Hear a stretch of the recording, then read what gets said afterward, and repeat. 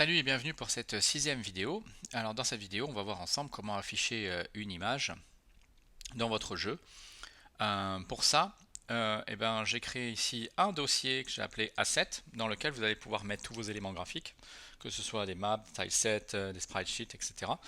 Il suffit de prendre ce dossier, de le glisser dans le dossier de jeu, et il apparaît ici à gauche dans VS Code.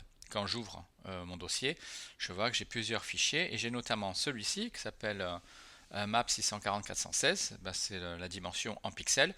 640-416, pourquoi? Ça fait à peu près 4 fois, ça fait même exactement 4 fois la résolution de ma fenêtre de jeu. Ce qui veut dire que plus tard, on pourra, lorsque le joueur va se déplacer, on va pouvoir déplacer la map. Alors j'ai mis des petits carrés de couleurs justement pour qu'on puisse bien apprécier ce déplacement. Donc tous vos éléments graphiques sont là et on va voir maintenant comment faire pour pouvoir afficher cette map dans votre écran de jeu. Alors avant de placer un élément graphique dans notre jeu, il faut savoir où le mettre, hein, puisque en fonction de l'emplacement où on va le déclarer, notre élément graphique il apparaîtra à différents moments du jeu. Nous, ce qu'on veut, c'est l'afficher en fond d'écran dans la phase start, c'est-à-dire au démarrage du jeu. Donc déjà un élément graphique il doit être initialisé, donc ce sera dans la fonction load. Donc on va aller dans mon fichier load et comme c'est dans la phase start du jeu, je vais le déclarer dans load start. Et pour pouvoir le déclarer dans load start, on va écrire comme ça. On va créer une variable que je vais appeler bg pour background et puis on va lui assigner ceci, c'est-à-dire un nouvel objet, love.graphics.new image, il est là. Et ensuite on doit déclarer le chemin d'accès. Donc chemin d'accès, c'est-à-dire où se situe notre fichier image et quel est son nom. Donc c'est une chaîne de caractères, donc on va le faire entre guillemets et on va écrire donc ceci puisque l'image se trouve dans Assets et le nom de l'image c'est map 640 multiplié par 416 et c'est un fichier PNG. Voilà. Donc là, on a déclaré une variable avec notre élément background.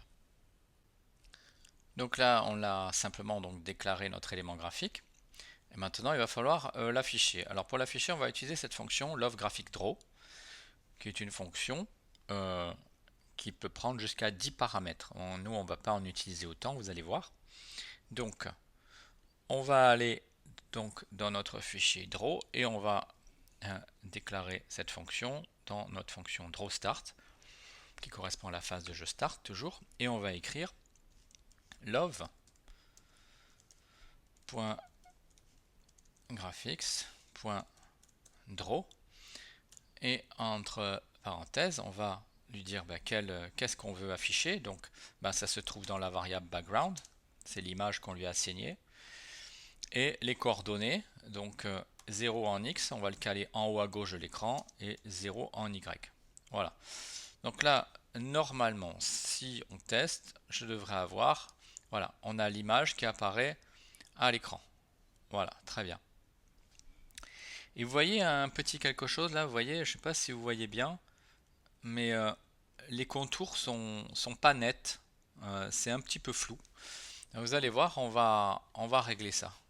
Donc pour pallier à ce problème visuel qui va dégrader vos graphismes en pixel art, on va utiliser la fonction loveGraphics.setDefaultFilter. Quand on va utiliser cette fonction, tout ce qui sera déclaré après cette fonction, on va dire, sera impacté par cette fonction. Si dans votre jeu vous voulez différencier certains objets, certains éléments graphiques des autres, vous pouvez ne pas l'appliquer à tous les éléments du jeu. À ce moment-là, vous pouvez utiliser, alors c'est ici, cette fonction qui s'appelle setFilter et qui va, voyez ici, image setFilter et puis vous mettez les filtres que vous voulez. Là, le filtre va s'appliquer uniquement à l'objet qui est déclaré avant. par exemple, vous pouvez déclarer par exemple juste votre joueur, voilà, et puis tout le reste, non. Vous voulez simplement afficher le filtre uniquement sur le joueur. Bon, moi, c'est pas ce qu'on va faire parce que tout sera en pixel art, donc j'ai pas intérêt à utiliser ce genre de choses. Donc les différents filtres, c'est ça.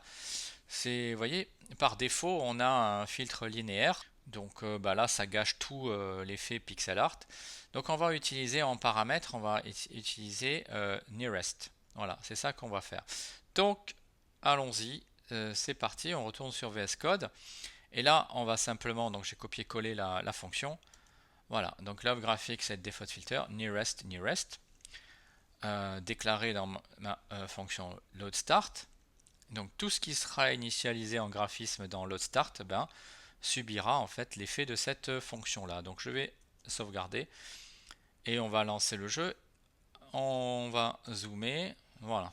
Et là vous voyez que mon carré jaune là, ou le vert ou le bleu, là on le voit bien sur le bleu et sur le jaune, ben, il n'y a plus cet effet smooth, les contours sont parfaitement nets.